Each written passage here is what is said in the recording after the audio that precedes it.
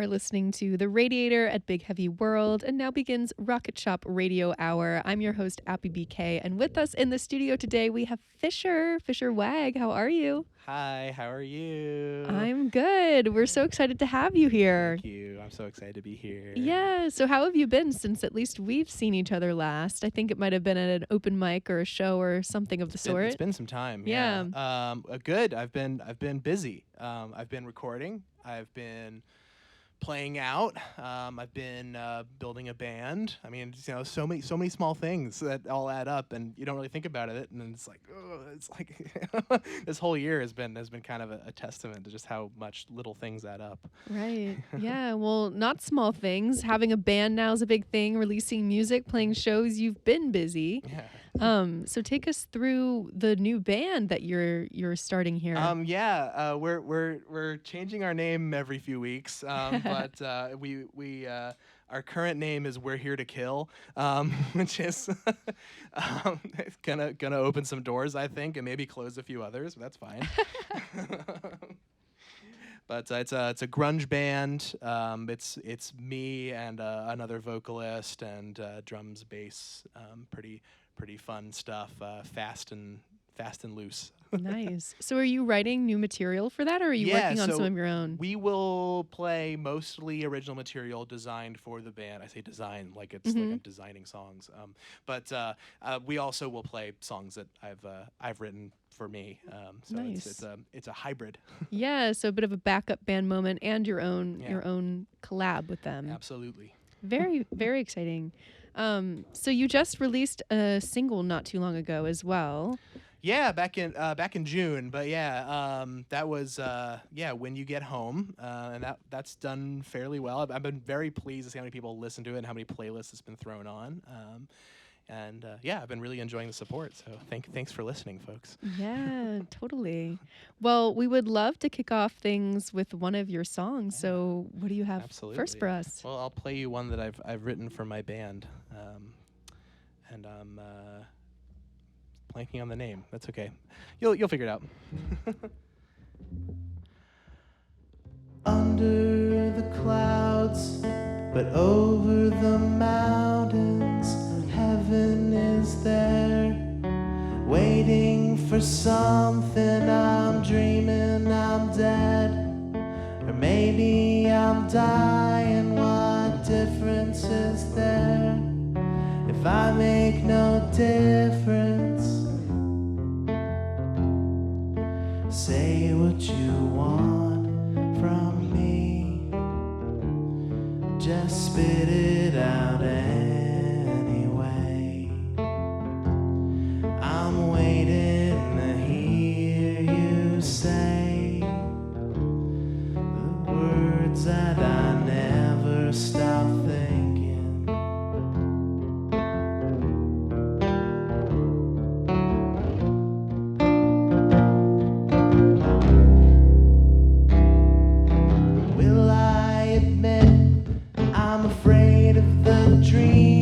I'm living in fear of dreaming all of the time. Will I make it past my manufactured date? 'Cause things come and go, and everything else falls between.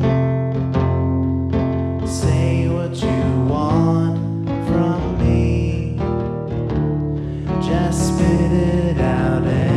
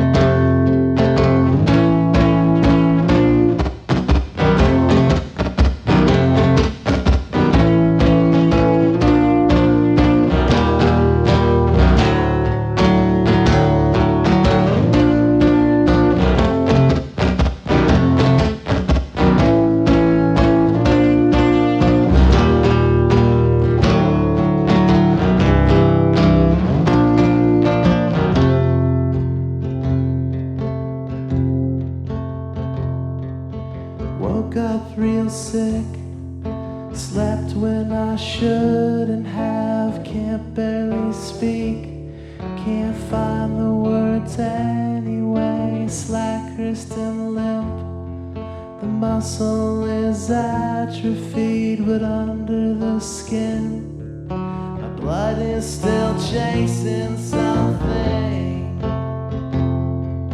Say what you want from me, just spit it out anyway.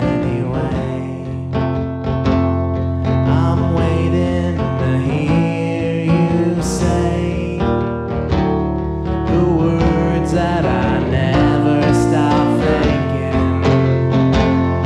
You're already tired of me. I know that I've worn out my welcome. I'll wait for as long as I breathe. I never wanted to believe.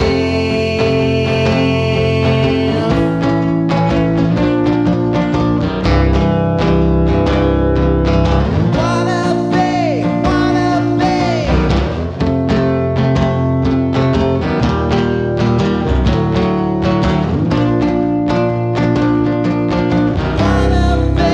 Wanna be. Fisher Wagg. Love it. So, do we know what the name of that one was? It's called Wannabe. Wannabe. All right. I Figured it have out because if I remember the name of the song before I sing it, I will sing the end of it before the beginning. So There you go. Yeah. Well, however you can figure it out. We've had people play unnamed songs in here and come up with them as they play, so no pressure at all. So what has the writing process been like for you? What are the differences between writing your own material and now writing with this band? And take us through kind of how you can differentiate the two. I kind of don't. Yeah. So I've always written my music with more grandiose instrumentation in mind. Mhm.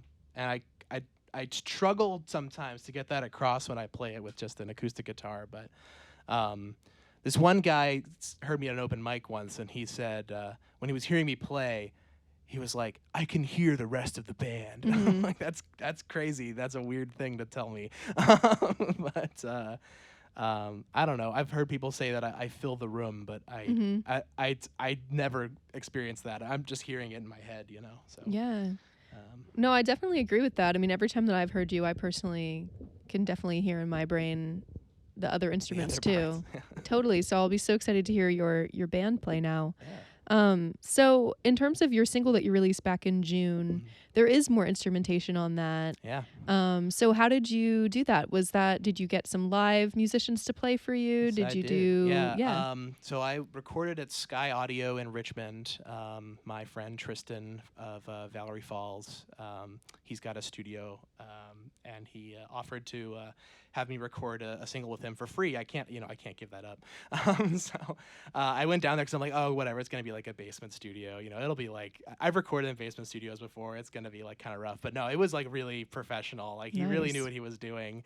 And so I played with him, and as we were playing, it was like, oh, we need drums. Like, do you know any drummers? I'm like, I don't really know any drummers. And so he's like, all right, well, yeah. So we got my friend Riley, also from Valerie Falls, and she played drums on that track as well.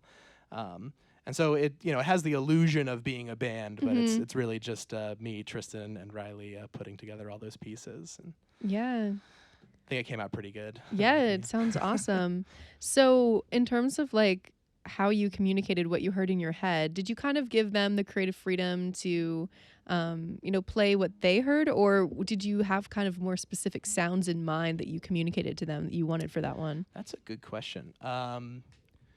So some of it was, I definitely had some ideas. I knew the kind of energy I wanted to bring. So Yeah. I gave some examples. Like when Riley came in to play drums, I basically just told her, like, Dave Grohl. It's Dave Grohl. And she was like, all right, cool. I love Dave Grohl, so let's go.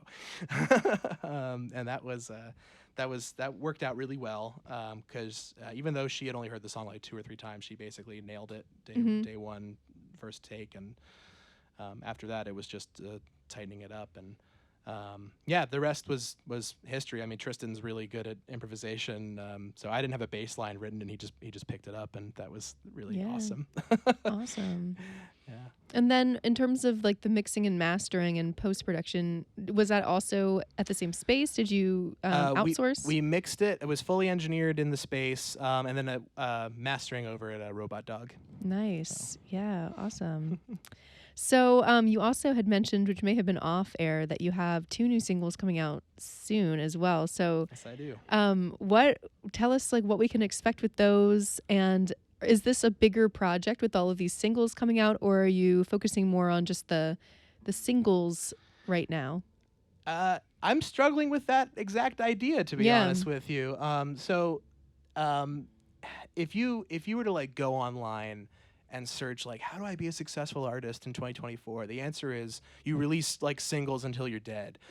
Because that's every time you release a single, it's a new, here's a bunch of news I've just made, and now I'm getting, it's like rolling the dice again for the algorithm every time you release a single. So it makes sense to release more. You're doing more releases, but you're making the same amount of material. So I don't love that model. I love an album. I've always loved albums. I want to make another album. But I've found that it's really hard to convince people to listen to an album. Yeah. And so right now it's sort of push out singles, because people are much more likely to listen for 2 minutes than to like, all right, here's the intro track, and like, I don't know, maybe I'll skip through these here. They're not going to get a good taste for the sound that way. So for now it's singles. There isn't really a grand plan. Yeah. It's too bad that people's attention span these days has Yes. lessened in that way, but I mean, maybe a good thing if you are kind of going on the singles train, you'll get some more traction. So who knows? I'm hoping. I'm also, I do music for fun, so it's not really like I'm not gonna die if like people stop listening to me tomorrow or whatever. I've been doing it secretly, so Yeah. if I had to return to that, it wouldn't be a big deal. Definitely. So these next 2 coming out, how did you choose which ones you wanted to release next? Are these ones you've been sitting on for a while? Are they newer ones? It was all about crowd reaction. It was all nice. about which ones get a bigger, people singing along to, or people figuring out, because I've played enough live that people have learned my songs, and they will come out and they'll sing to them, which is shocking. But Yeah. it is really fun to see as an artist, like people just standing up and singing along with you, and you feel more in tune with things, and it feels like you're doing something that's right. Yeah, the best feeling. Yeah. So where all have you been playing, and what have been your favorite spots here in Burlington or beyond? I have played a lot of Despacito. Yes. And what's funny is I would say actually my favorite show that I've played thus far was not even in Burlington, but it's got nothing to do with Burlington. But my favorite show I played thus far was at Monopole, because that's just a really funky space. And I just showed up and played to practically nobody. And then apparently in Plattsburgh, the nightlife doesn't actually start until like 11 p.m. So I played at 10 thinking like, oh, this is so late. Like nobody's going to come to this thing. And then I get off the stage, and suddenly like 30 people come in. It's like the whole thing takes off, which was awesome because all the other bands that came after were like phenomenal, and it was a huge party. But it was it sounds bad, but I really loved that experience of just like going out somewhere, playing to nobody, and kind of feeling like, yeah, this is how it normally is. Yeah. Well, now you know for the future. Yeah, get there exactly. later, take a nap before. Yeah, but I love playing at Despacito because they have such a liberal attitude towards who can play, and it's DIY, but somebody's always around to show you what's what, and that's. It's very friendly, and I appreciate that. Right. Yeah. So you mentioned that you haven't played a gig yet with your band. No. Is that something that you hope to do, to play around more with them? It will happen. Yes. To be announced. Yeah. Probably before the end of this year. Very So exciting. It's coming. We've only been together for 3 or 4 months, so it's some bands play together for years before they play live, so it's kind of a shotgun set list here. Yeah. And so how did you find everyone who's in your current project? Mostly friends, to be honest. Yeah. So it's not like I tried anybody out. So quality may vary. No, I'm just kidding. We're all very talented. But my bassist Travis and I used to play in a metal band a super long time ago. Nice.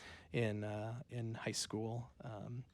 Called Sleepless Beauty. If anybody remembers that, probably nobody remembers that. But it's, it was a few people remember that, and the people who remember that are like, yeah. So Yeah. And who would you say are like your biggest musical inspirations, both for your solo project and now your band? Well, if it isn't obvious, Mountain Goats and Neutral Milk Hotel are right up there. But there are, it's. I try to draw from a lot of different things, like especially when I've been writing music for the band.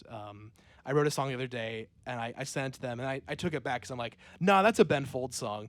I was like, it sounds too much like Rockin' in the Suburbs, so we're not gonna play that. Right. Yeah. Any like artists that you're listening to that are more current now that you've been drawing any inspo from? I've been really enjoying Dora Jar, who just put out. I mean, I don't know if just put out. I don't know. I'm really bad discovering new music.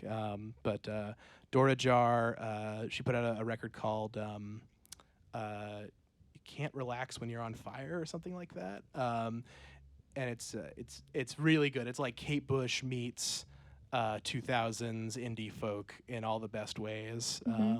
It's just it's both like a cute and creepy kind of album, which is exactly like the Kate Bush era that I'm really into. So I mean, I'm saying this like she's a Kate Bush cover. She's not. It's just she hits the same notes for my brain. Yeah, you classify them the same in your brain. Yeah.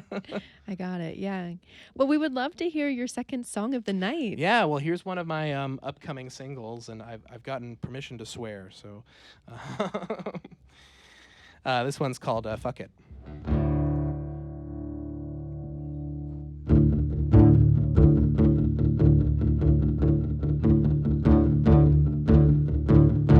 I'm sweating in my suit, 'cause I've got in my hands a couple $1,000 worth of tin. I'll sleep through tomorrow, don't try and go looking for me then. Dreaming about where that little piece of metal will eventually find itself out there. Buried in the skull of some 15-year-old God knows where.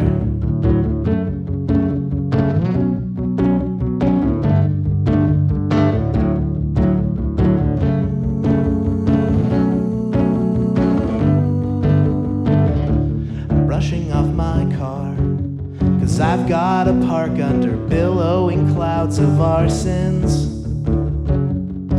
I hate that I'm stuck here, but it's just the way that it's been. Though I'm not alone, I'll put on a playlist that's mostly just made up of shrieks. A not so subtle way to say, stay the living fuck away from me. If I were 30 years younger, wouldn't be here, but I'd be stronger. At least that's what I keep on telling myself. Inflated sense of accomplishment. If I grew up when you had, tell the same lies that all of your parents have. You were born in the best generation. You could be anything that you wanna. Fuck it, let's just be Nirvana.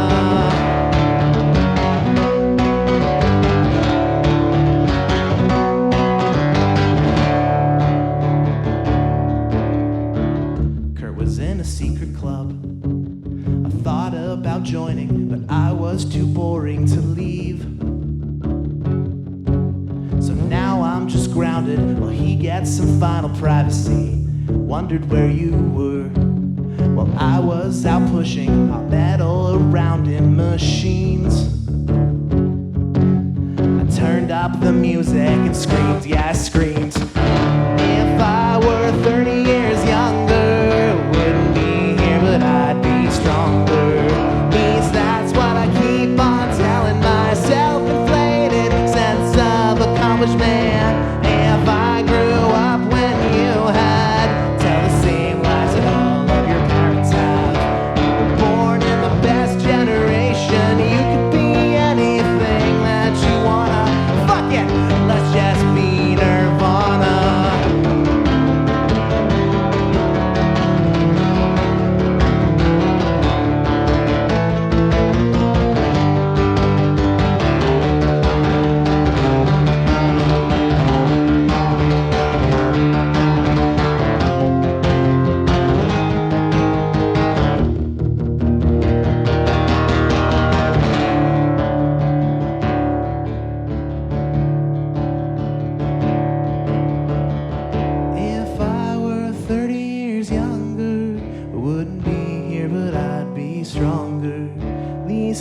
what I keep on telling myself. Inflated sense of accomplishment. If I grew up when you had, tell the same lies that all of your parents have. You were born in the best generation. You could be anything that you wanna. Fuck it, let's just be Nirvana.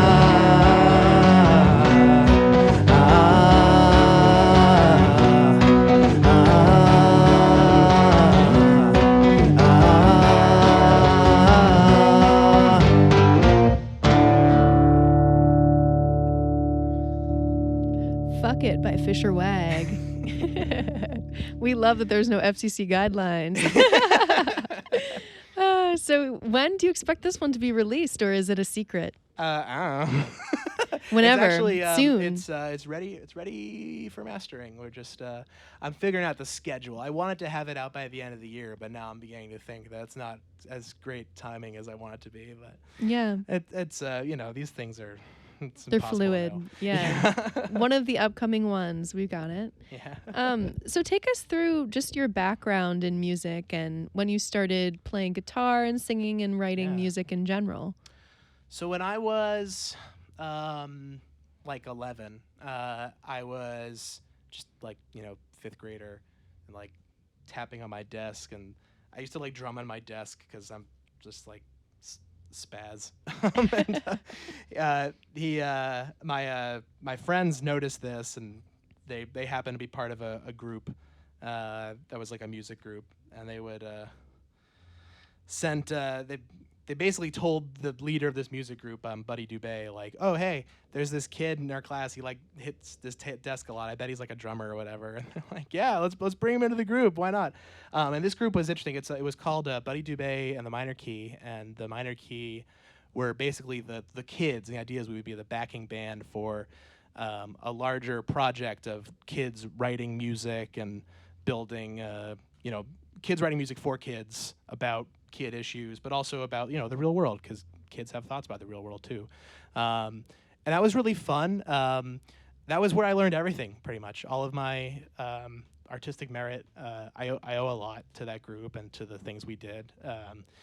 And unfortunately, the Minor Key ceased to be, I think, in like 2015 or 2016. Yeah, it was a lot of fun. I learned a lot. I learned to play guitar. I learned how to sing, how to have stage presence and project. We toured, kind of. We played all around Vermont. One time we went to Philadelphia. We played with the School of Rock, real School of Rock, like Paul Green's School of Rock, or at least it used to be. I like to tell the story where I opened for Devo, which isn't really true, but Devo was playing the festival the same day we were playing it. It counts. It counts enough. Yeah. Dropkick also played that day too. It was cool. Nice.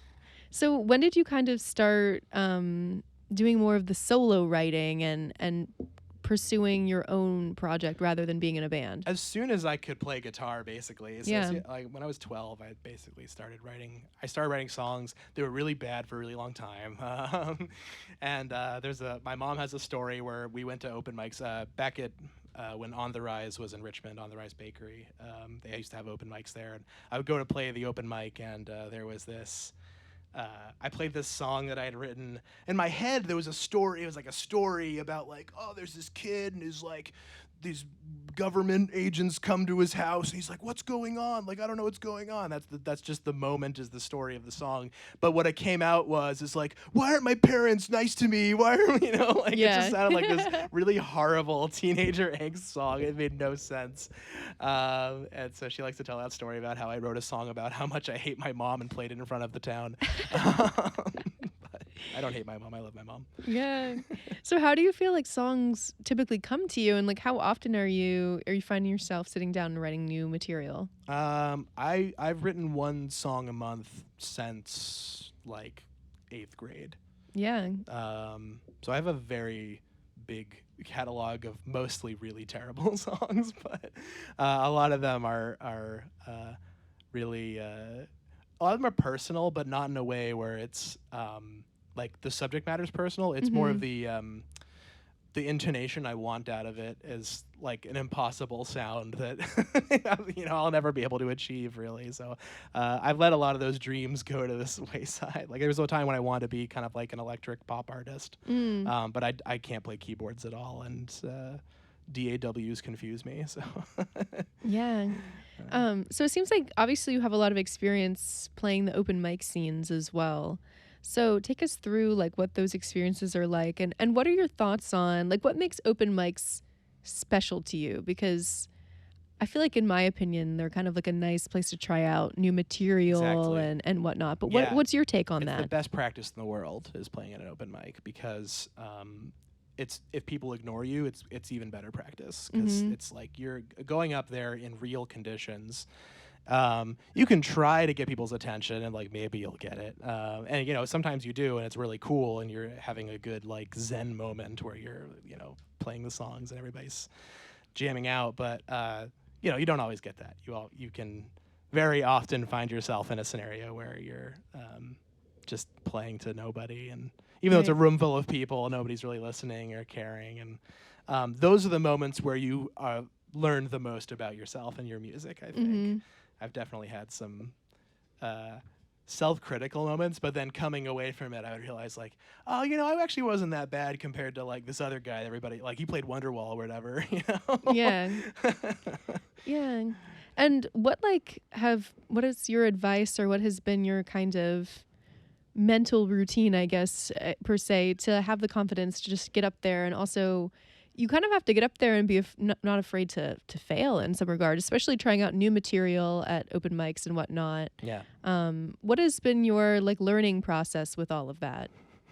Fuck it. Yeah. Let's be Nirvana. I don't know what to tell you.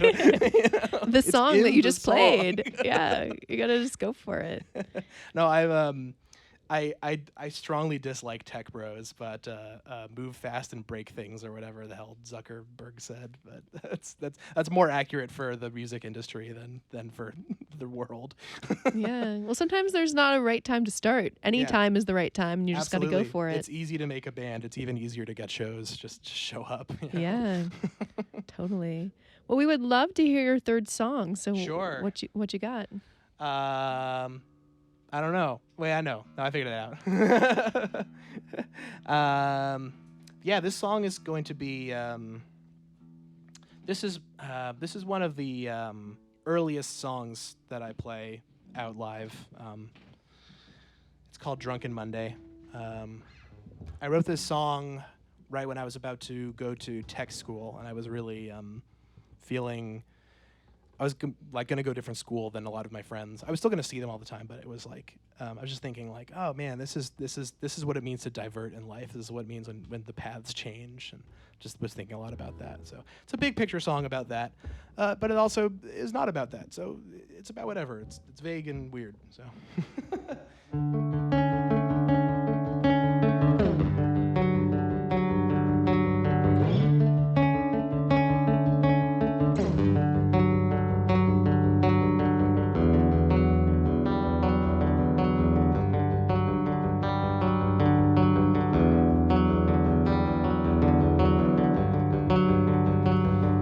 I can deal with another drunken Monday.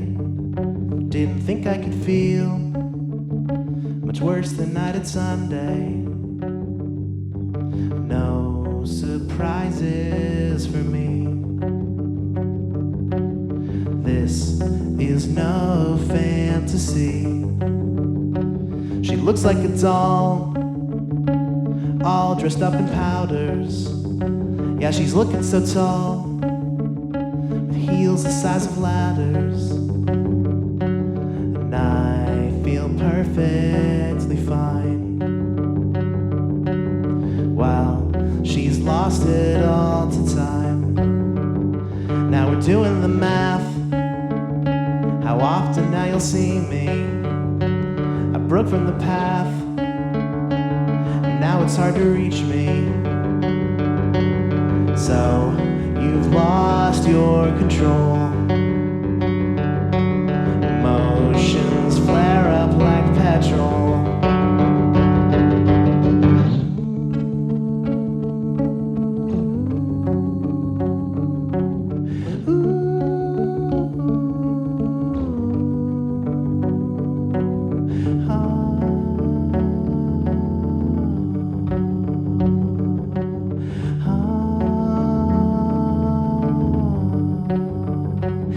know who you are or where you're going? Can you speak to the sun and tell me why it's showing? 'Cause sleep only happens to those who deserve it.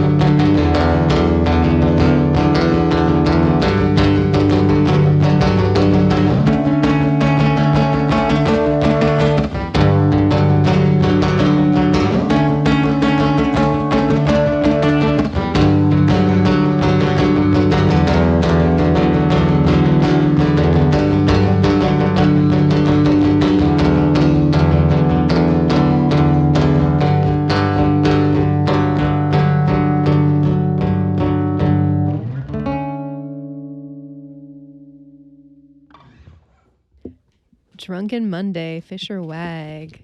So this one was released. And how do you feel like, and you mentioned that you wrote it back in high school, correct? Yeah. Yeah. So how do you feel like the meanings of that have changed or stayed the same?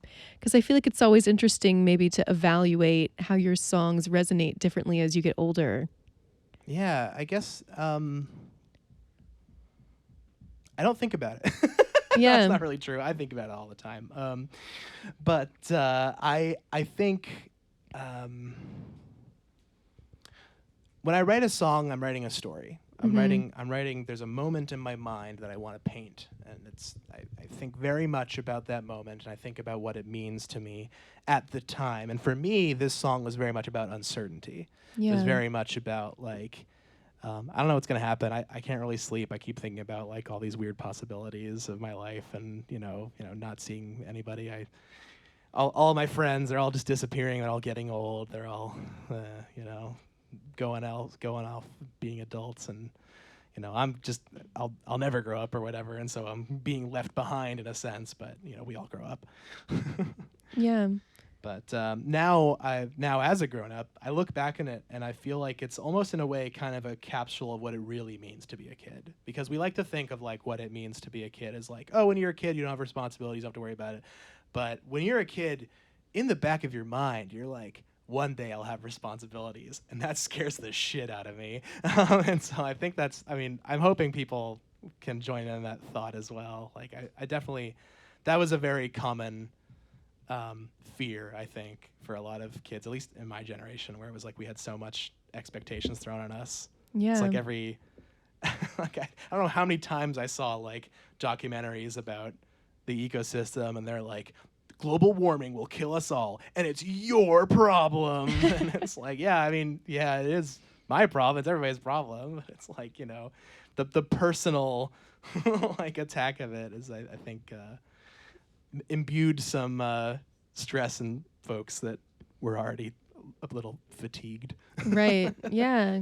And obviously music is such a great outlet to express those feelings and share in those feelings with other people. So, would you say that that's still true? Like when you feel those types of feelings nowadays, do you always kind of find yourself turning to writing songs in difficult times like that? It's very rare that I write a song about something that actually happened to me. I'll usually write a song about, if it's about something that happened to me, it's pretty abstract to the point of no more recognition. That's kind of how I process things, I think, is something will happen to me, and maybe it's traumatic, maybe it's just everyday life.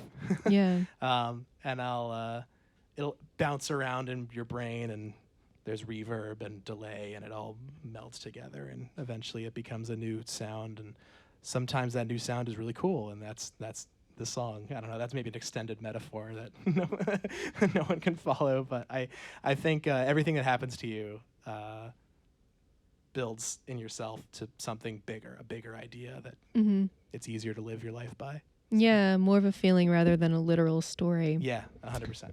So how do you feel like your songwriting has also just evolved as time has gone on? So, I mean, you were writing songs like that in high school, which are pretty advanced, I would Yeah. argue, for your age. It's not that advanced. I mean, it's two chords. But yeah, I mean, sure. I mean, lyrically maybe versus some other songs from that time. Right. Yeah. Yeah, deeper meanings. But have you felt like your songwriting has like taken different forms, different It's themes? certainly changed a lot. It used to be that I would write a lot of songs that were just for sitting down, playing alone, and you know, listening in a quiet space. But now I'm thinking more about writing for people. I'm writing for crowds. I'm writing for people to actually listen and enjoy. And that's really opened up the door, I think, to sides of me that I haven't explored before. Like I've written a song a month, right, at minimum, since I was 14 or whatever, and none of those songs are danceable. Like I think I only wrote my first danceable song earlier this year. So that's it's one of the small things. You don't really think about it when you're writing music, but you realize after the fact, like, oh yeah, like I wrote my first song that I'm actually intending to play live that has a key change in it recently. Like, just all these little things that you don't really think about until you realize, oh yeah, I've never done a key change, or like, oh yeah, I've never played that chord or that structure before. So Yeah. So when people listen to your music, what is like the main thing that you hope people take away from your music once they've heard it? I think it's less about taking away, but more about putting in. Like I want you to listen to the song, and I want you to think about, think less about me, think less about the artist, and think more about it's introspective. I want to promote introspection, I think, and it's really hard to promote introspection, and I've kind of decided that that's not a real goal, but I think artistically speaking, that's what my hope is to do, is to get people to think more about their internal monologue, and think about was I too critical to myself, was I this and that, and that'll come into play a lot more in this next song that I'll play. But yeah, I love that. It's not a takeaway. It's what you put in. Yeah. Well, we are running out of time here, so we like to give everyone on the show the chance to promote their music, tell everyone where we can find your stuff and support you best. So the floor is yours to tell us how best to support you. Follow me on Instagram at Fisher Wagg, FisherWagg, and yes, it is spelled without a C. And follow me on Spotify, I guess. That seems to be the most popular platform, but I'm on Bandcamp and all the normal ones. So Awesome. Yeah, everyone make sure to check out Fisher's music. Thank you. And we have one last song tonight. So what's your last tune? This is the hit. This is When You Get Home. This song is it comes from this is probably my most like personal song in some ways, just because it's very literal. But in addition to that, it's also I think very relatable as well.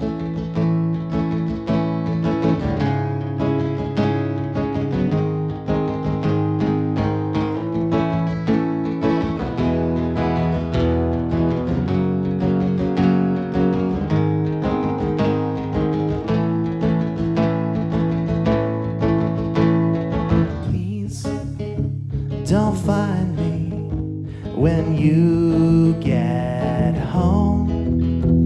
I'm scared of you. Leave me alone. Please keep the lights off and unhook the phone. Please don't find me when you get home.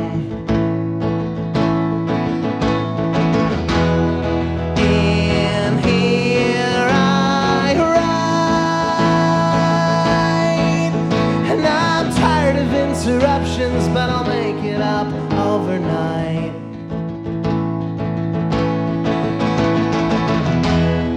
Don't waste my time. It's not worth anything anyway if I can't get it all just right.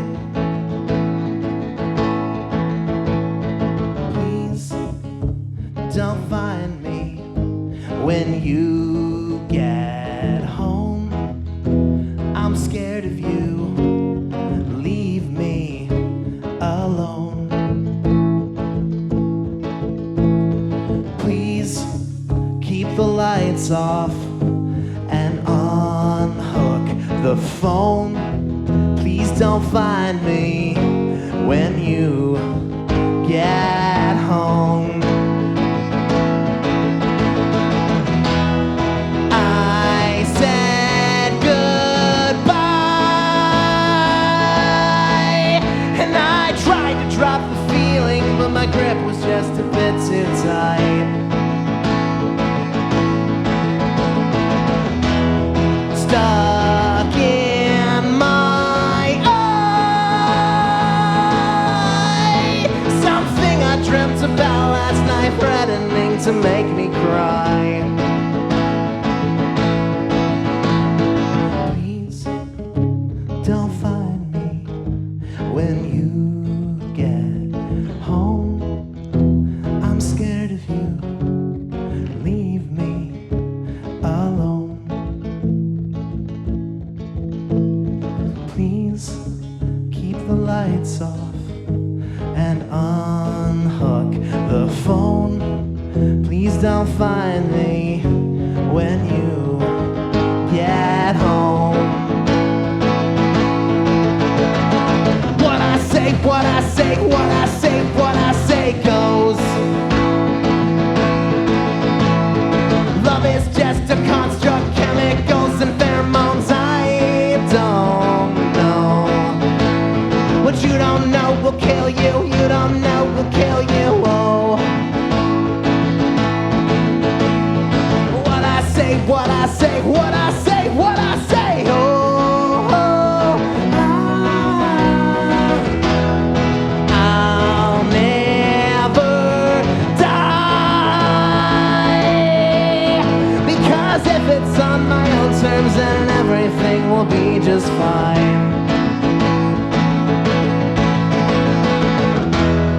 'Cause I don't try till it's much too late to get anything done in time. I will find you when I get home, but you're scared of me, so I'll leave you alone. I'll keep the lights off and unhook the phone, but as long as you're here, I will find you when I get home.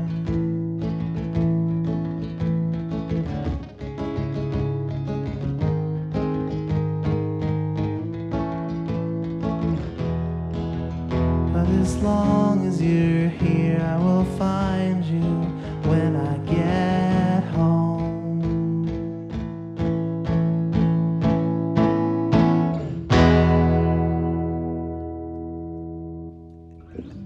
Fisher Wagg, everyone. Thank you so much for listening. Yeah, thank you so much for coming on the show and keep us up to date with everything you're doing. Absolutely. Thank you.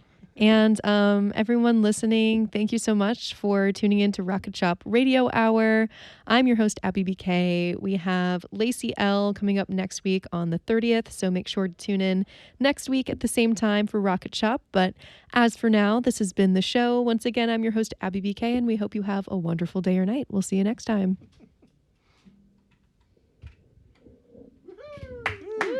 Thanks so much, guys. Yes. It's a lot of fun. I'm going to unplug.